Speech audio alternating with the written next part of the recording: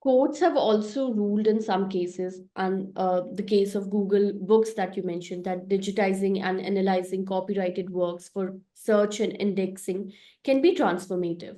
Could similar reasoning also apply to AI training? And Google defended itself by arguing that transformative use justified scraping text from books to create its search engine. Does this argument also hold for AI models today? I think certainly it's much stronger in the case of AI models because I mean, it is wholly transformative. You can't tell me that like ChatGPT is the same as a news publication. And it typically is non-expressive, right? Um, because the thing is, when you put in a prompt, you don't know what it's going to spit out. And what companies are doing is that they're in putting they're increasingly putting more and more guardrails to ensure that, you know, their generative AI systems don't produce works that are basically copyrighted. So for instance, if you tell ChatGPT, or even like, the likeness of a famous person, because that comes under personality, right? So if you tell ChatGPT to generate the image of a certain person, they don't they or of a celebrity, they don't let you it doesn't let you do it. um Similarly, for different works that may be copyrighted, it will not let you do it, but it's not always predictable. And there are ways, I think, that you can kind of jailbreak it into breaking the rules, which basically means that you can kind of trick it into breaking the rules that developers have set for it. But that's an iterative process.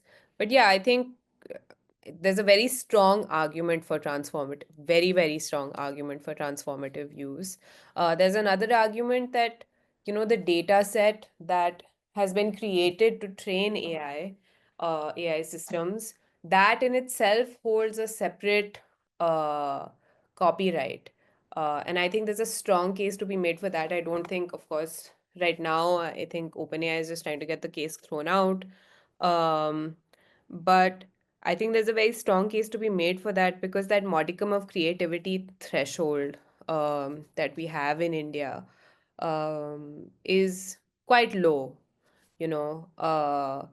And so, given the amount of work it takes to fine tune, I mean, like to create data sets for specific use cases, even if it is for foundational models that are ingesting tons of data, I think there's a strong case to be made that this data set is separate from the work, because, whatever it's metadata, we've used all these techniques to filter out, toxic things, or things that we consider toxic, and, to try and remove bias. And we've like basically like cleaned the data.